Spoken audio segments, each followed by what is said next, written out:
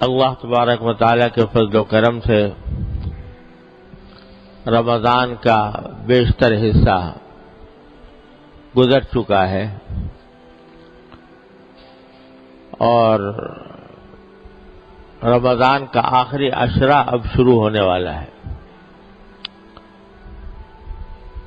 انشاءاللہ پرسوں شام سے رمضان کے عشر اخیرہ کا آغاز ہو جائے گا۔ یہ آخری عشرہ یوں تو رمضان کا پورا مہینہ ہی برکتوں اور رحمتوں کا مہینہ ہے۔ اللہ تبارک و تعالیٰ کی طرف سے خصوصی انعامات کی بارش ہوتی ہے اپنے بندوں پر، اور اس کی رحمت کی گھٹائیں جھوم جھوم کر برستی ہیں۔ لیکن آخری عشرہ یہ پورے رمضان کا عطر، اس کا نچوڑ، خلاصہ، یہ آخری عشرہ، آخری 10 دن یا 9 دن جتنے بھی نصیب ہوں۔ جیسا میں پہلے بھی بار بار عرض کر چکا ہوں کہ دن تو ظاہری دیکھنے میں سب برابر، راتیں دیکھنے میں سب برابر، سورج اس میں بھی نکلتا ہے، اس میں بھی غروب ہوتا ہے، اندھیرا اس میں بھی ہوتا ہے، اس میں بھی ہوتا ہے، لیکن کسی خاص دن یا کسی خاص رات کو جب اللہ تبارک و تعالی اپنے فضل و کرم سے یہ فرما دیتے ہیں کہ یہ میری ہے،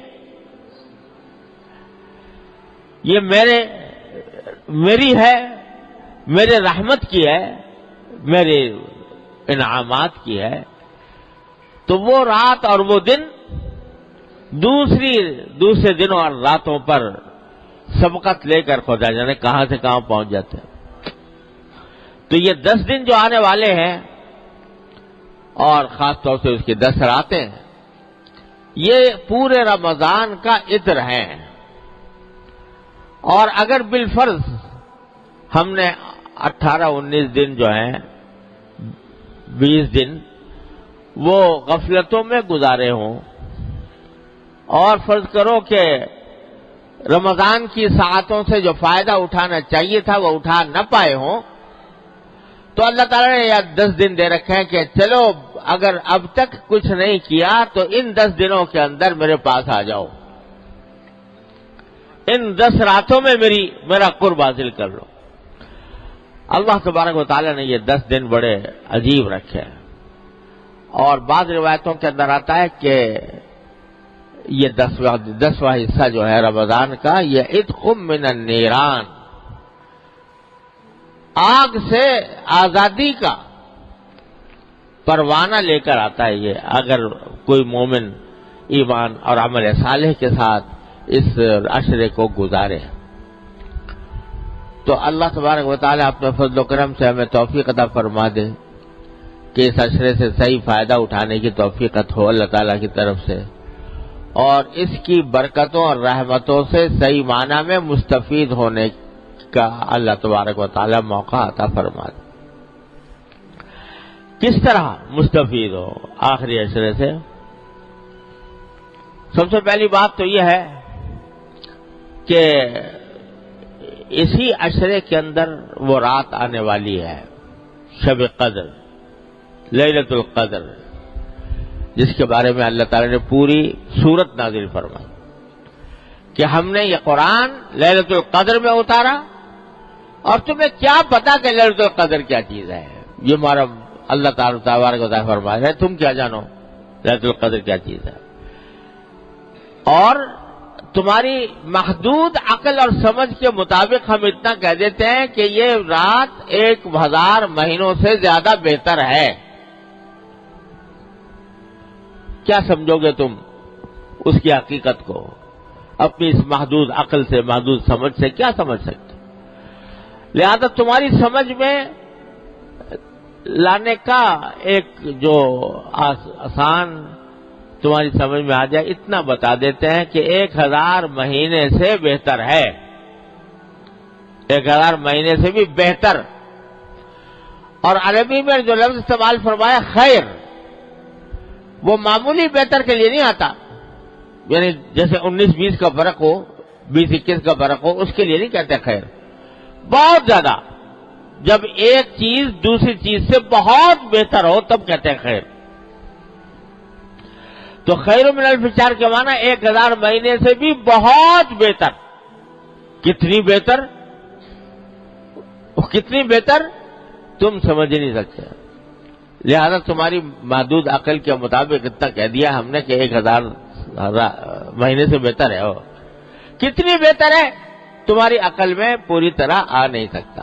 ارے بھائی اس اللہ جل جلالہ کی عطا کی، اس کی نعمتوں کی آدمی اگر گنتی کرنا چاہے تو گنتی نہیں کر سکتا.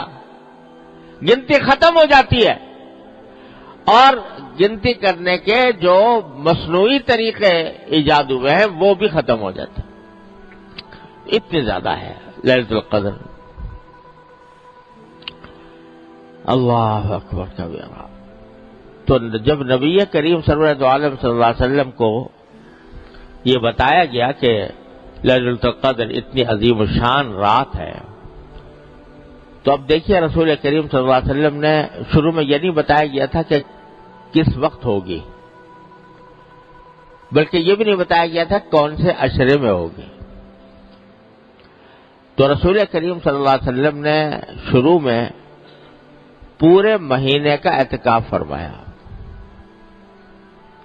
پتہ نہیں تھا نا کہ کون سی رات شب قدر ہوگی، تو مہینے کے کسی بھی دن میں ہو سکتی ہے.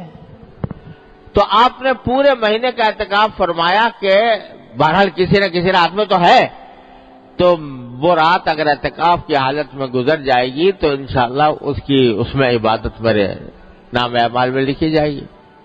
ایک عشرہ گزرا، دوسرا عشرہ گزرا، تو دوسرے عشرے کے وقت میں جب دوسرا عشرہ آیا، یعنی 10ویں تاریخ سے کی رات سے اور 19-20 کی صبح تک، تو 20 کی صبح کو عشرہ ختم ہو رہا تھا، تو بعض صحابہ کرام نے اپنا جو سامان تھا اعتکاف کا وہ گھر لے گئے، بھیج دیا کہ آج شام سے اٹھیں گے اعتکاف سے، کیونکہ ہر 10 دن کا اعتکاف کی نیت کی تھی، تو اٹھنے تھے. اچانک رسول کریم صلی اللہ علیہ وسلم نے اعلان فرمایا کہ دیکھو جن لوگوں نے میرے ساتھ اعتکاف کیا ہے 20 تاریخ تک کا، اور انہوں نے سامان بھیج دیا اپنا گھر واپسی کے لیے، میں کہتا ہوں واپس آ جائیں، اور جو اگلے 10 دن بھی اعتکاف کریں میرے ساتھ.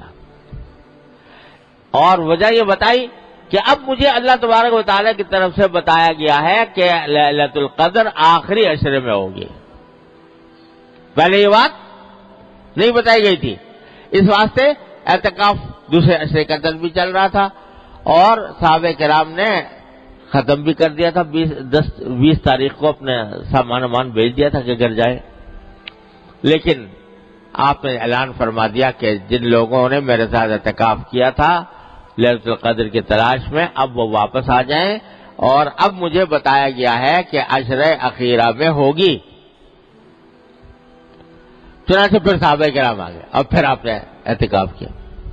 پھر آئندہ سال سے ہر سال آخری عشرے میں اعتکاف فرماتے رہے. لیکن یہ بتا دیا اس سے کہ دیکھو لیلۃ القدر اتنی بڑی چیز ہے کہ سید الاولین والآخرین صلی اللہ علیہ وسلم، جن کے بارے میں اعلان کر دیا اللہ تعالیٰ نے کہ اول تو آپ معصوم ہیں، کوئی غلطی ہو نہیں سکتی، اور اگر ہو بھی کوئی بھول چوک تو سب معاف ہے آپ کی، اگلی پچھلی. وہ بھی لیلۃ القدر کو حاصل کرنے کے لیے پورے مہینے کا اعتکاف کر رہے ہیں.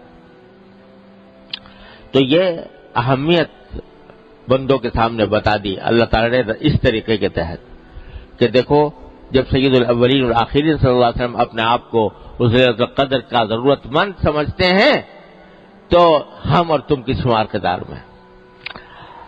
تو اتنی عظیم عظمت. پھر اور ایک قصہ کہ یہ تو بتا دیا کیا کہ آخری عشرے میں ہوگی. پھر ایک مرحلہ ایسا آیا کہ ایک معین تاریخ بھی بتا دی گئی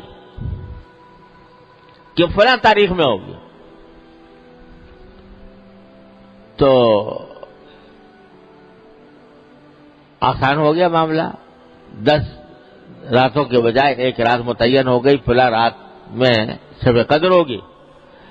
لیکن رسول کریم صلی اللہ علیہ وسلم فرماتے ہیں، یہ بھی اللہ تعالیٰ کی حکمت تھی کہ فرماتے ہیں کہ مجھے بتا دیا گیا تھا، میں بتانے کے لیے تم لوگوں کو آنا چاہ رہا تھا، بتانا چاہ رہا تھا کہ کون سی رات شب قدر ہے، لیکن میں دیکھا کہ 2 آدمی آپس میں جھگڑا کر رہے ہیں، لڑ رہے ہیں. تو اس لڑائی کی بے برکتی سے وہ میرے ذہن سے نکل گئی کون سی رات، مجھے بھلا دی گئی. اب یہ عجیب معاملہ، ایک طرف بتایا بھی گیا اور پھر بلا بھی دیا گیا. بتا دیا گیا پہلے کہ بھلا رات ہوگی، لیکن بعد میں بلا دیا گیا. اصل مقصود تو یہی تھا کہ متعین نہ کی جائے، کسی رات کو متعین نہ کیا جائے، اصل مقصد تو یہی تھا. لیکن مسلمانوں پر یہ واضح کرنے کے لیے کہ مسلمانوں کا باہمی جھگڑا اتنی بری چیز ہے کہ اس کے نتیجے میں اللہ تعالیٰ نے شب قدر کی تعین بنا دی. اتنی خطرناک چیز ہے یہ مسلمانوں کے درمیان جھگڑا. قرآن و سنت کے احکام کو اگر دیکھا جائے تو جگہ جگہ یہ بات نظر آتی ہے کہ اللہ تعالیٰ یہ چاہتے ہیں کہ مسلمانوں کے درمیان جھگڑا نہ ہو. جھگڑے کو ختم کرنے کے لیے، فساد کو ختم کرنے کے لیے، باہمی شقاق کو ختم کرنے کے لیے طرح طرح سے دیواریں باندھی ہے اللہ تعالیٰ نے کہ جھگڑا نہ کرو. اور افسوس یہ ہے کہ ہم لوگ سرکار دو عالم صلی اللہ علیہ وسلم کے اس ارشاد، اس خواہش، اس تمنا، اس آرزو کو پورا کرنے کے لیے تیار نہیں ہے. ذرا ذرا سی بات پر جھگڑے ہیں، ذرا ذرا سی بات کے اوپر تنازعات ہیں، ایک دوسرے کی عزت اتارنے، ایک دوسرے کو کی پگڑی اچھال دیں. جس کا موقع ملے، جس کی تحقیق کیے بغیر بھی پگڑی اچھال دی، عزت ختم کر دی، کسی کی بے عزتی کر دی، برا بھلا کہہ دیا، ڈانٹ ڈپٹ کر دی. اس کو معمولی بات سمجھے ہوئے ہیں کہ یہ کوئی معمولی بات ہے. ارے یہ اتنی منحوس چیز ہے کہ اللہ نے لیلۃ القدر کی شناخت اس کی وجہ سے محو فرما دی. سرکار دو عالم صلی اللہ علیہ وسلم کے مبارک. ارے دیکھو، حضور نبی کریم سرور دو عالم صلی اللہ علیہ وسلم کے اوپر قرآن نازل ہو رہا ہے. آپ لکھتے نہیں ہیں، پڑھتے نہیں ہیں. کوئی قرآن کی آیت لکھ کر بھائی یاد کر لے، بھائی آج اتنا نازل ہوا، چلو اتنا یاد کر لوں. لکھنے کا سوال ہی نہیں. اللہ تعالیٰ نے معجزہ ایسا بنایا تھا، نہ لکھنے کا نہ پڑھنے کا. نازل ہوا اور یاد ہو گیا. اور یہاں تک کہ پورا قرآن یاد، ایک ایک لفظ، ایک ایک حرکت، ایک ایک ہر چیز یاد. اس میں تو حافظے کا یہ عالم اللہ تعالیٰ کی طرف سے عطا. اور لیلۃ القدر بھائی فلاں رات میں ہوگی، اتنی سی بات، سمجھے، اتنی سی بات، اور بھلا دی. اللہ تعالیٰ نے بلا دی. کیا دکھایا کہ ارے نہ تمہارے حافظے میں کچھ رکھا ہے، نہ تمہاری صلاحیت میں کچھ رکھا ہے. جب تک ہم چاہتے ہیں یاد رہتا ہے تمہیں، جب ہم چاہتے ہیں بھول جاتے ہو. اللہ تبارک و تعالیٰ کے قبضے قدرت میں. کوئی ناز نہ کرے اپنے حافظ ہونے پر، کوئی ناز نہ کرے اپنے عالم ہونے پر، کوئی ناز نہ کرے اس بات کے اوپر کہ میں نے اتنا بڑا علم میں نے حاصل کر لیا.